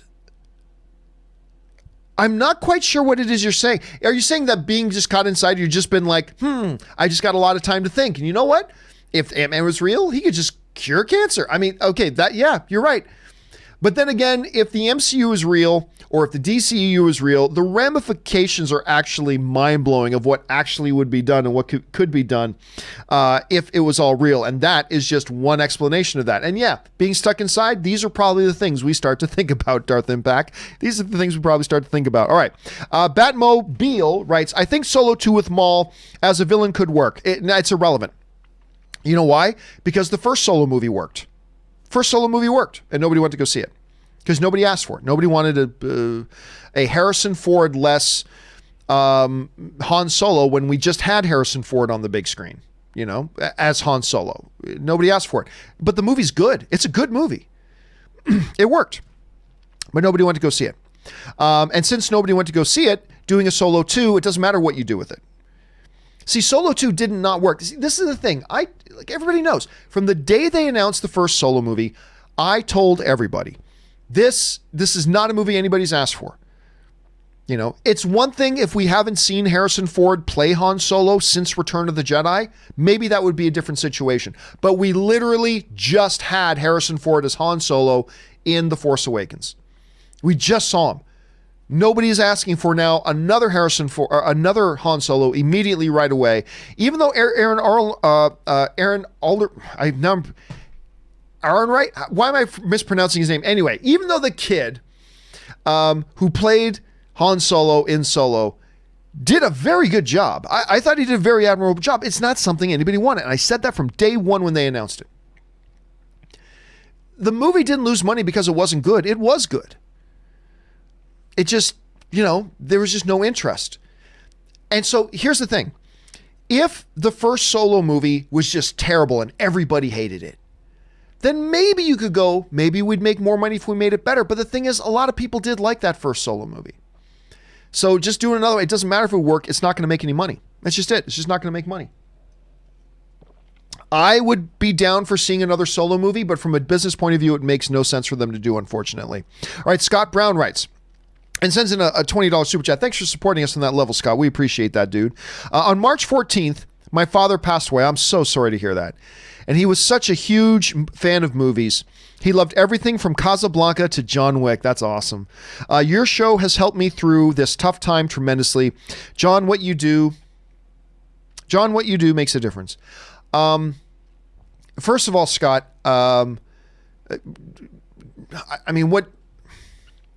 saying condolences is so trivial, but I have nothing else to offer but to say deepest condolences for your loss. And I am really thrilled that the film fan community can be here to be that oasis for you when going through a time like that. I know the film fan community has been there for me when I've been going through difficult things.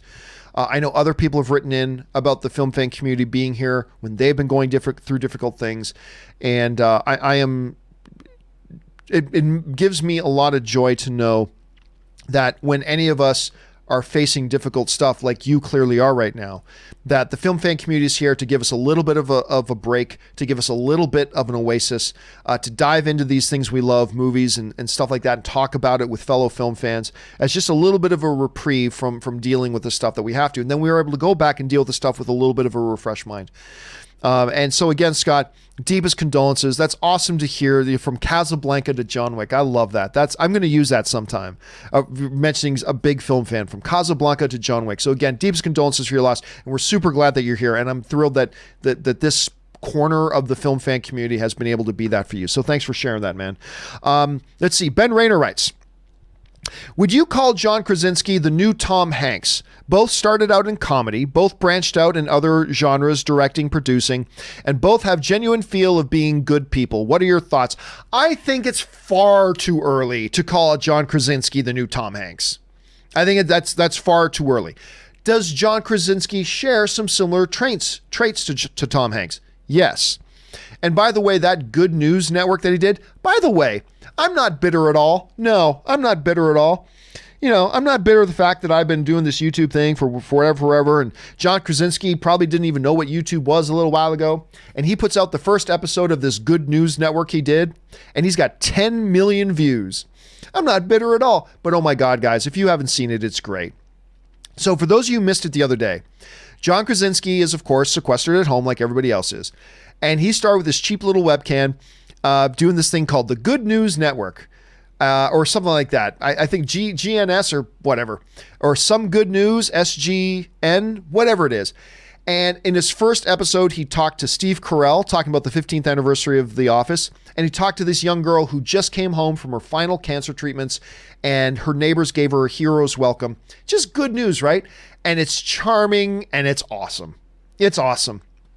John Krasinski is definitely one of the good guys. And of course, right now, he's part of the biggest power couple in Hollywood, him and Emily Blunt. And he's great. However, I would pump the brakes on proclaiming him the new Tom Hanks. Give him another 10 years before we start talking about him being the new Tom Hanks. But he definitely shares some of those similarities. All right. Calvin Severo Pano writes, John, I was looking in Rotten Tomatoes for a new movie to watch, and I saw that some movies have a bad critical score but a good audience score. Is there a chance that critics gave bad scores because they are always looking for good art, but the audience give better scores because they went to the movie just for the fun, and that's what they got? In other words, are critics giving scores by the same metrics always, while fans vote according to the type of movie? Thanks all. No, I think here's the thing. This is what a lot of people can understand. All film is subjective, right? The majority of the time, the critics and the audience align the majority of the time. Dark Knight, critics love it, fans love it. X-Men Days of Future Past, critics liked it, fans liked it. Whatever movie you mentioned, critics like it, fans like it. Critics like it, fans like it. Critics don't like it, fans don't like it. But it's still, because it is all subjective, you're going to get times when there is greater than a 30 or 40% difference between what the critics saw and what the audience score is. There are going to be those times. But that's math. I mean, that's statistically, that's just going to happen because everybody sees different. The other thing you have to keep in mind is this, let's take, for example, I don't know, I'm going to make up a movie, okay? I'm going to make up a movie. Let's make up a movie about, I don't know, Magic the Gathering, okay? Let's say there's this movie all about Magic the Gathering. Well, who's going to go see that movie? Mostly it's going to be people who are into Magic the Gathering. Like, a lot of people who don't care about Magic the Gathering are not going to go see that movie. The movie is mostly going to be seen by people who are into Magic the Gathering, and they are going to be predisposed to kind of enjoying it because it's about a subject matter that they really like, which is normal. That's natural. That's fun. Whereas film critics, they're going in to see it without a pre-existing love of Magic the Gathering. They're just going to go see it and see it completely, without starting bias positively or negatively, right? With a zero-sum beginning. And if the movie doesn't work, then they say it won't work. Meanwhile, a lot of the audience who want to go see it are people who are already predisposed to liking Magic the Gathering, and they're going to give it a better score. And that's fine. There's nothing wrong with that. But no, it's just math, and it is what it is. So no, I don't think that's the case. I don't think that's the case, Calvin. That's just my experience with it at any rate. All right, Dan Ketchum writes, I assume the very second this is all over, if not before, some tasteless executive will want to make a movie about it. I won't want to see it. Well, of course they will. But here's the thing.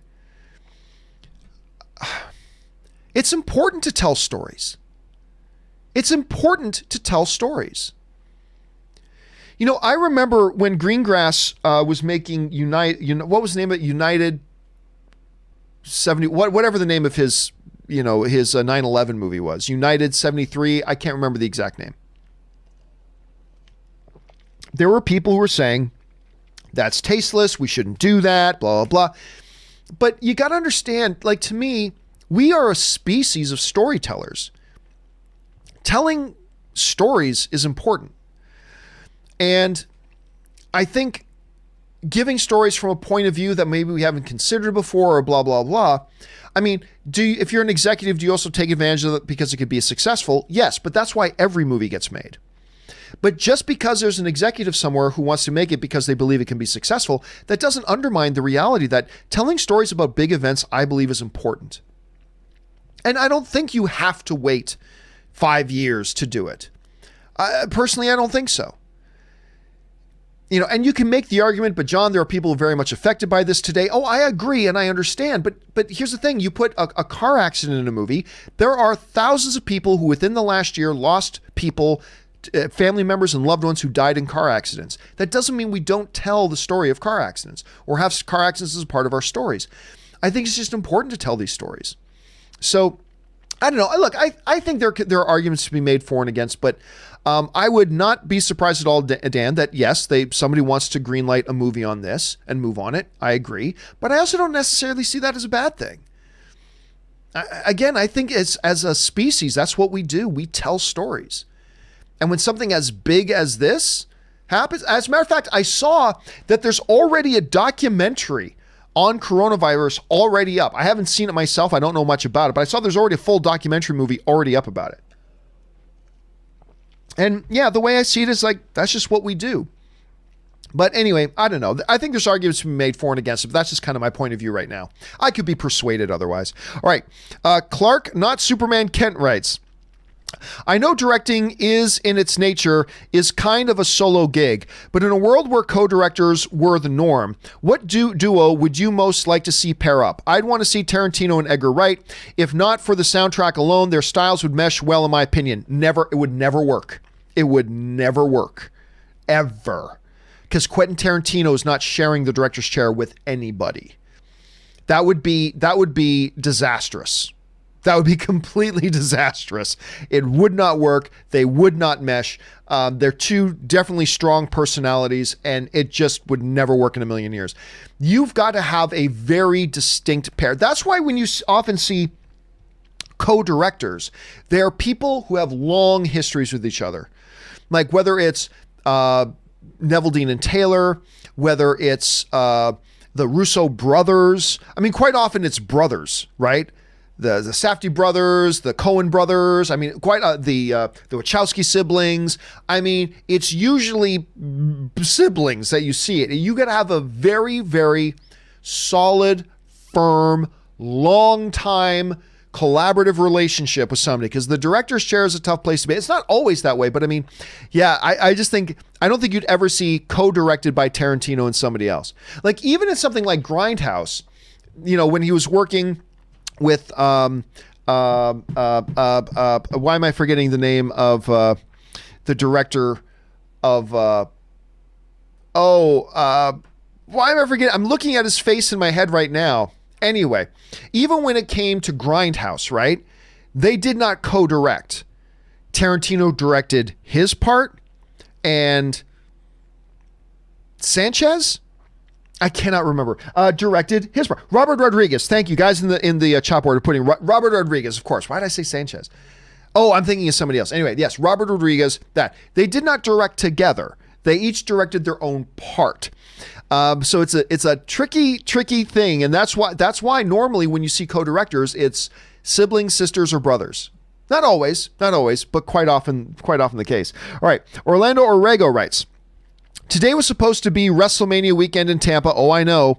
Sad face. I was looking at all of my ticket that I bought for each event. Yeah, and Ann and I were supposed to be in Florida all this week. Ann and I, it's her by the way, it's my wife's birthday today. Today is Ann's birthday. So if you guys want to do something, go over. You know what? If you're watching in the live chat right now, I'm putting in there. I just put in the live chat Ann's Twitter. If you guys want to just jump on Twitter and wish Ann a happy birthday, that would be awesome. Please do that. I think that would make her smile and really make her day. She's downstairs working right now.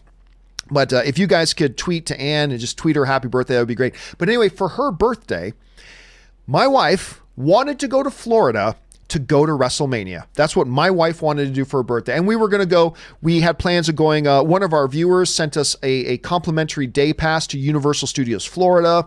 We were going to go to Disney World down there. We were going to make it this big week of, celebrating my wife's birthday and all this kind of stuff. And yep. So much for that. I mean, Alex, that's first world problems. Who cares? A lot of people dealing with a lot of worse stuff, but it was disappointing.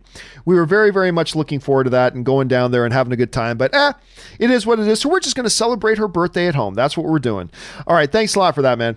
Air Mono writes, I've watched since you were still with AMC before I had since I had hair on my, well, never mind. I really love that AMC Versus show you. Oh, I used to love doing Versus. I like that a lot. That AMC Versus show you had. Would I be able to use a similar format on a channel of my own without feeling like or being a content thief? Looks like fun. Oh no, go for it. Because listen, it's not like AMC Versus wasn't the first. We weren't the first show ever to have this concept of let's bring up a topic and have people debate the two different options of the topic. That's been around forever. So AMC Versus was a show where we would bring up a thing like who was the better Magneto or something like that, or who's the better villain, this or this, and then we would have two sides debate the topic or the issue, and we would come up with a winner, right? And it was a lot of fun. I enjoyed that show. But there are definitely other shows that do stuff like that. I mean, even over at Screen Junkies, they had movie fights, right? So like that's kind of similar in a way. And outside of movies, others do it. So yeah, if you want to do something like that, you go for it. Just make something good and make something fun, and you go for it. Absolutely. And thank you for being around for that long, Hermano. All right. Preston Bell writes, John, I share your opinion on Return of the Jedi being the best Star Wars movie. Most of my friends say Empire Strikes Back is the best, for good reason. A lot of my friends say that too, and it's awesome. The Ewoks get too much of a bad rap. The Ewoks are awesome. The Ewoks are totally misunderstood. You know, these cute little freaking things. These things murder people. As a matter of fact, here's what the Ewoks do, all right? Some of you have heard me say this before. And I made a special video just called Screw You, I Love the Ewoks. It's years old now, but you can go on YouTube and search Screw You, I Love the Ewoks, and it's up there. But here's what the Ewoks do. How savage is this? They will capture you. They won't even kill you. What they do is they don't even have the mercy to kill you. What they do is once they capture you, they bound you up, they tie you up on a stick, and then put you over an open fire to cook you alive. That's what they were about to do to Han and Luke. They were about to cook them alive. They were about to burn their flesh, and you would hear the screams of pain and terror and horror through the Endorian night as their flesh was literally being cooked on them as they still breathed. And then, once they cook you alive and you finally mercifully die, they will carve up and consume and eat your flesh. And then, once they're done eating your flesh, they're going to celebrate into the night by using your head as instruments of celebration as they dance the night away. The Ewoks are savage little buggers. They are absolutely savage. And I love them. I love the Ewoks. Screw you. I love the Ewoks. To this day, forever and always, I love the Ewoks. So yeah, there's that. Savage little beings. Anyway, Matt Thornton writes, rewatching the Golden Era Simpsons on Disney Plus and some of the gems in the crap modern seasons, but I have one question for Disney Plus. Where is Futurama? That's an interesting one. Yeah, where's Futurama? I mean, I can only assume, by the way, I was only into Futurama for the first couple of seasons. My favorite character on Futurama was Zap Brannigan, their Captain Kirk figure. I loved him.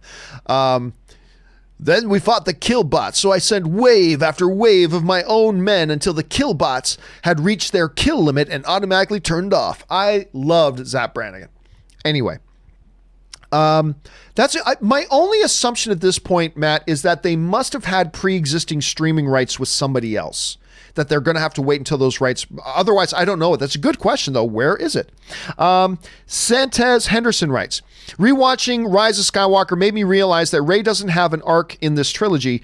She really just seems to be a character in a movie. She doesn't have an arc, and nothing she has to, Santez, I could go into this for all hour, because yes, she fucking does. Yes, she does. You may not like it, but she absolutely does. And listen, I don't like The Rise of Skywalker either. I don't like the movie at all. Okay, I mean, that's been well established. I did not like that movie at all. I'm not saying it didn't have some, for those of you who liked it, I'm not saying it didn't have some redeeming qualities. It absolutely has some redeeming qualities, but I walked out disappointed.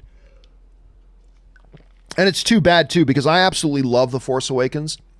And I love what JJ did in that movie. So I was really had high expectations for The Rise of Skywalker, and I just didn't like it. And that's okay. It's all right to not like a movie. It's perfectly fine. But yeah, she really did have an arc, and it followed her all the way through. And she had loads to overcome, and things she had to discover, and things like all these types of stuff that is the part of a hero's journey, and she had to face it all. And now, that doesn't mean it was good. That doesn't mean it was good. But too many people, they don't like something to say, oh, she didn't even have an arc. No, yes, she fucking had an arc. You didn't like it, and that's fine. There are parts of it I didn't like either, but it was there. And it was definitely a strong part of the franchise going on. Now, we may or may not like how it resolved, and we may or may not like how it was executed, and we may or may not like the character in and of themselves. There are parts of this trilogy that I loved the character.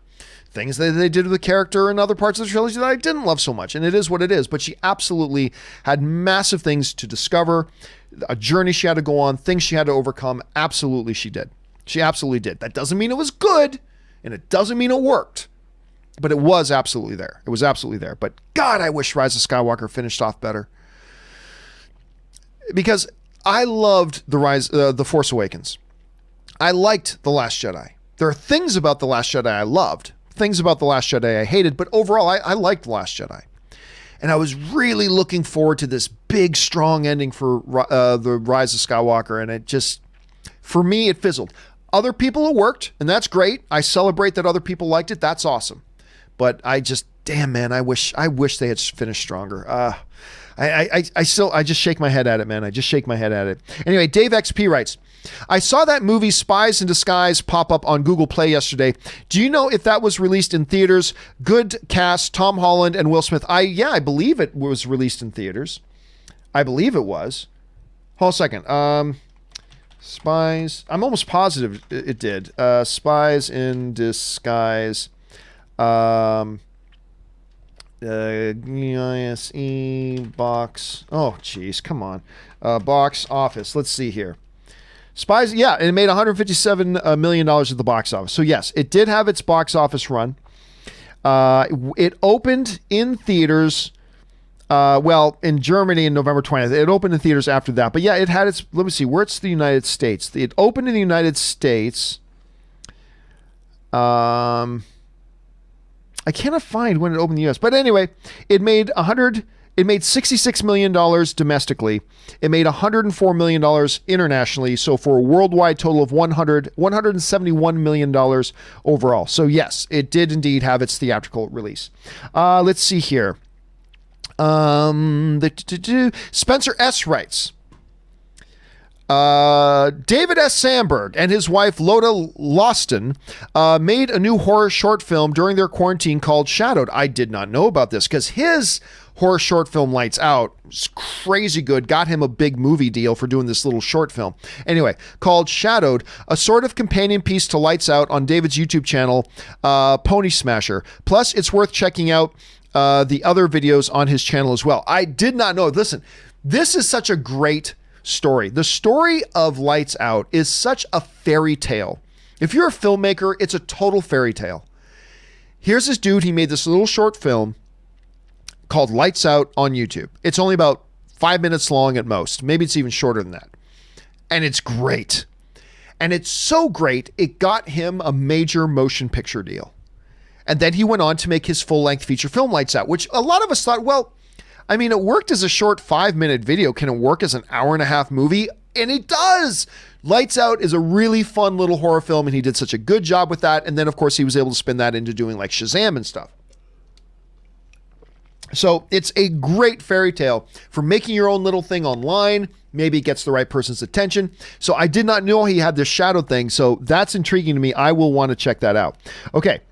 Next up, Joseph Slade writes, finally watched Dallas Buyers Club. Isn't it great? For the first time, and now I understand why DiCaprio didn't win Best Actor that year. Also, I've never seen an actor disappear into a role as much as Jared Leto did. Yeah, seriously, a lot of people never watched Dallas Buyers Club. I don't know if it's because of subject matters, because more of an indie film, whatever. A lot of people never saw Dallas Buyers Club. But Matthew McConaughey, Jared Leto, Um, um, why am I freezing on Matthew McConaughey, Jennifer Garner, Jared Leto, all were incredible in it. Actually, Jennifer Garner was amazing in it, but because Matthew McConaughey and Jared Leto were so good in it, a lot of people even forget she's in the movie.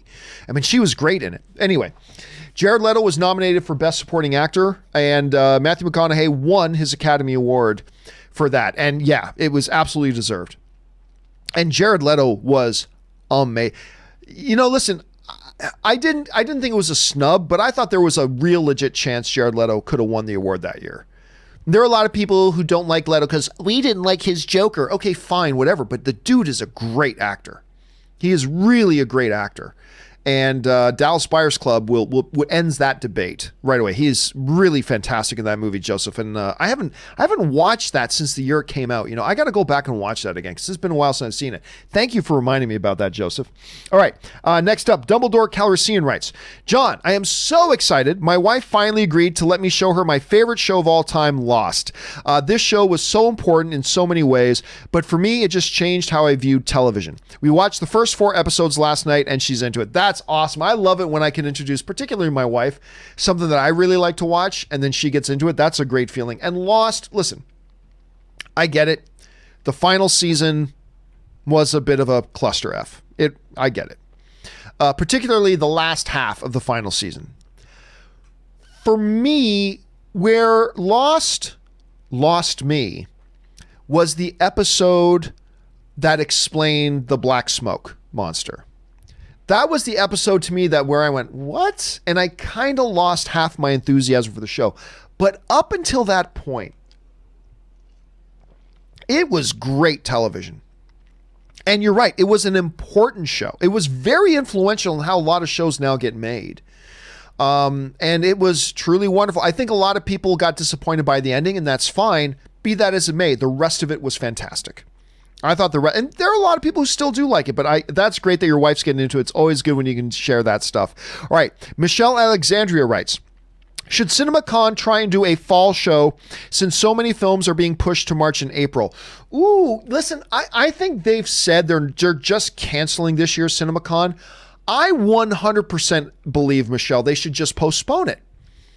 Just do the show in November. Just do the show in November.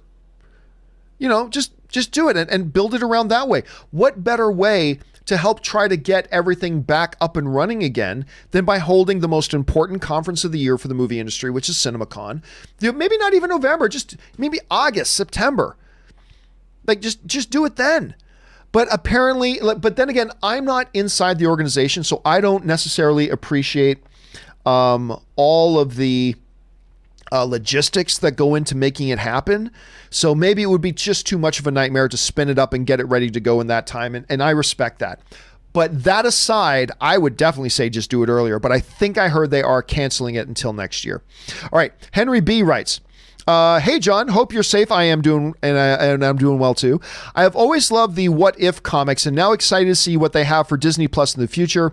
Thinking outside the comics, I would have loved to have seen a What If for Gladiator. What if Maximus was able to escape Rome, make it to his army, have them see the return of their general, and march into Rome and remove Emperor Commodus from power? If you had a what if from a movie, what would it be? Well, first of all, I remember my one gripe coming out of Gladiator. My one gripe was, damn, man, I was looking forward to seeing Maximus getting to his army and seeing like this 50,000 man army, however many soldiers he had waiting, this 50,000 man army marching on Rome. I was so getting ghibli about that when watching the movie. Now, the movie is still brilliant and the ending is fantastic and really it shouldn't be changed. But I just remember walking out saying the one thing I felt a little irked was as the movie was building up to that, I was so looking forward to seeing this huge march on Rome. I thought it would have been awesome. If I had to do a what if one, I don't know. That's something I would have to think about. That's something I'd have to give some thought to. Off the top of my head, I don't know. What if The Rise of Skywalker was good? I mean, I don't know.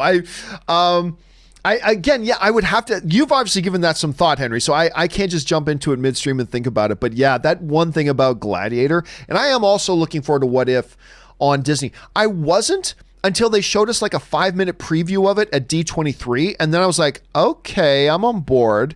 This could be fun. And I am also into what if stories. Red Sun and things like that. And The Dark Knight. I'm into that sort of stuff. And if Hollywood could produce an alternate ending, an alternate third act to Gladiator, where he actually gets to his army, march on Rome, I'd be all for it, dude. I would be all over that. So you and me both, Henry. Thanks for writing that in, man. All right, Joshua Meany writes, Spider-Man 4 with Tobey work if it came out now? No, I don't think so. I think that the opportunity and the time for that has come and gone, unfortunately. But, it was always, a lot of what if. What if that had actually happened? That Spider-Man 4, what if it had actually happened? Samuel Shin writes, and sends in a large super chat. Thank you for supporting the channel on that level, Samuel. We appreciate that.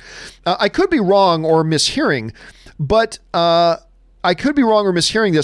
hear The Rock keep talking about Black Adam fighting Superman more than Shazam himself, which worries me since he's primarily Shazam's rival. No, don't read anything into that. Remember, a lot of the times you hear Rock talking about that, it's in response to fan asking him specific questions. As a matter of fact, let me see if I can find this.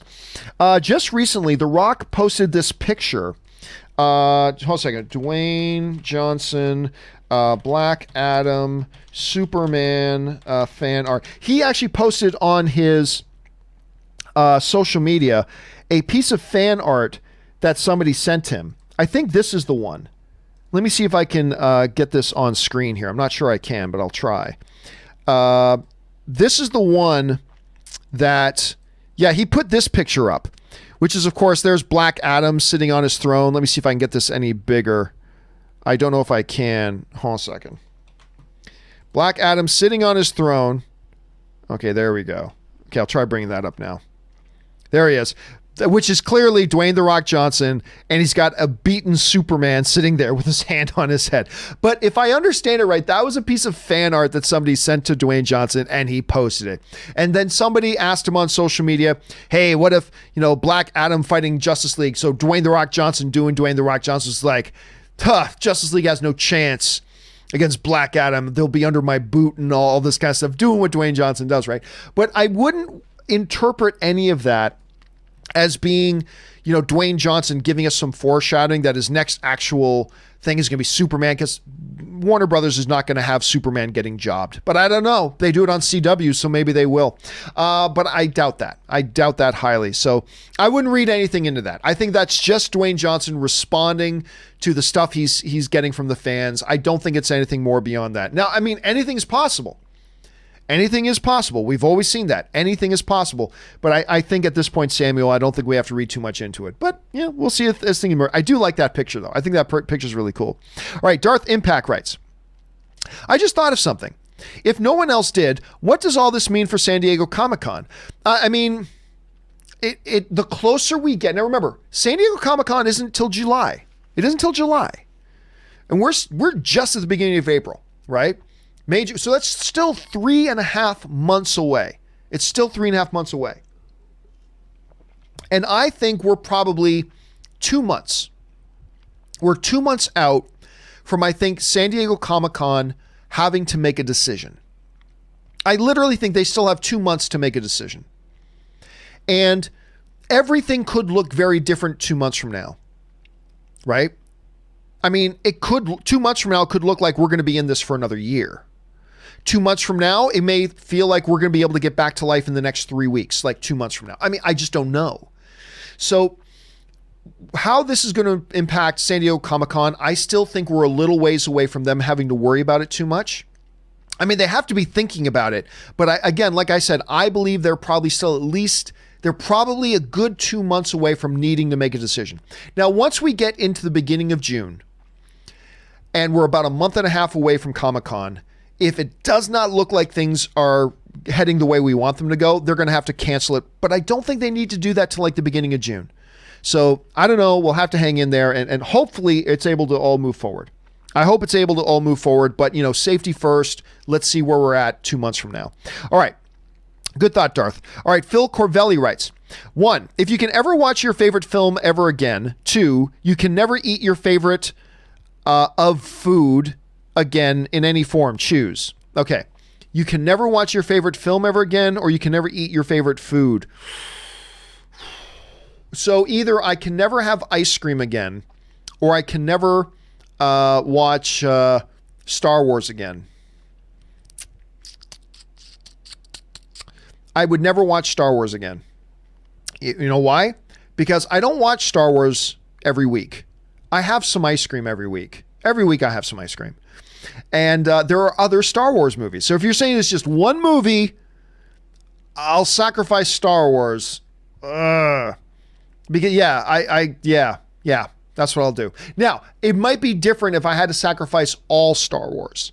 If I had to sacrifice all Star Wars, maybe I change my mind on that. But if it's just one movie, then I'll do that. Oh, that's a tough one, though. It's a bit of a Sophie's choice. All right, Django. Dancing Dog 60 writes, John, Jarvis from Agent Carter actually makes an appearance in the film Endgame. Yeah, I think that was him with Stark, right? With the senior Mr. Stark, I think. Wasn't it? Maybe it was. I think it was. Anyway, yeah, I think that was the same guy. I think so.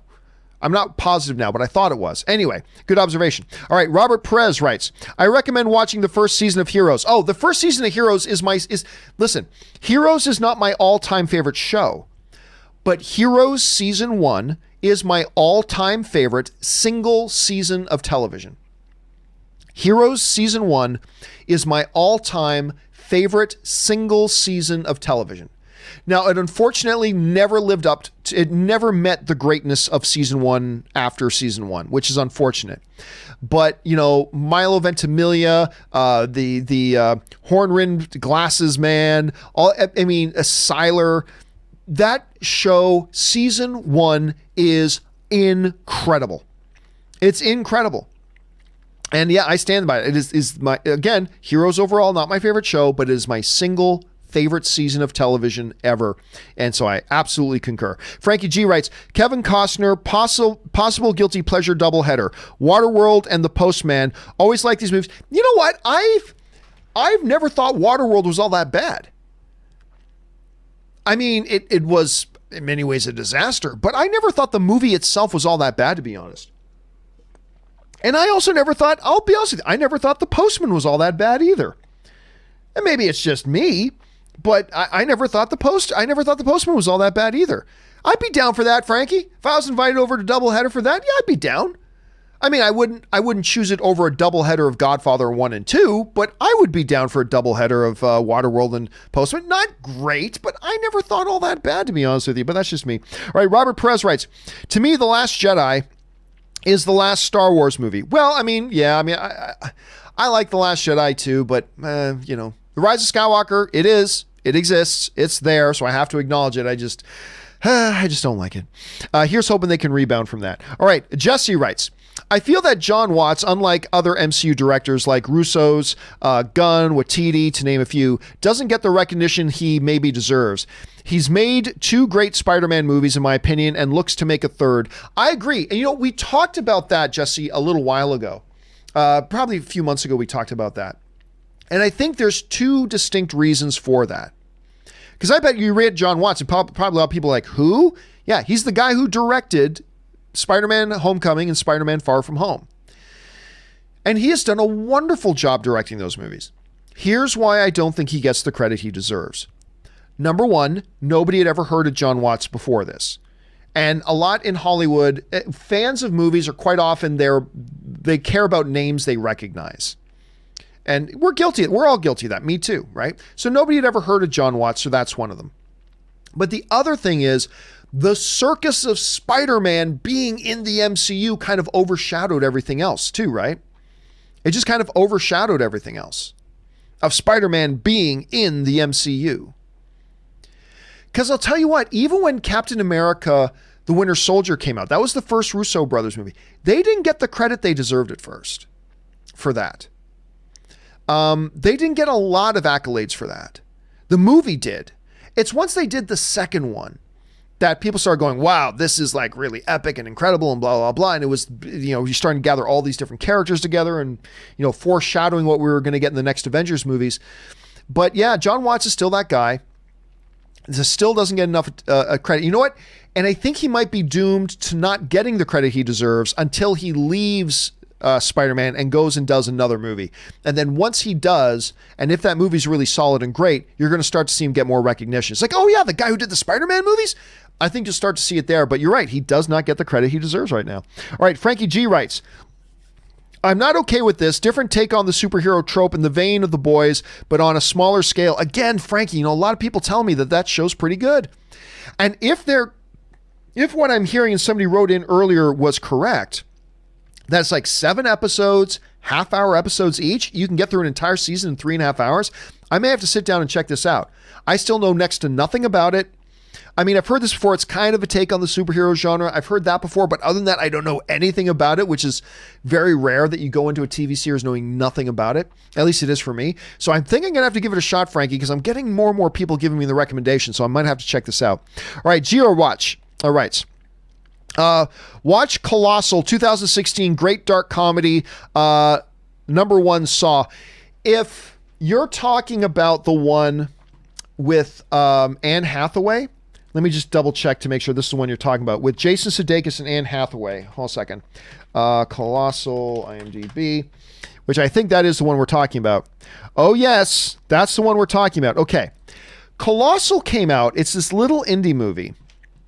I'll bring it up here for those of you who can't think of it right now.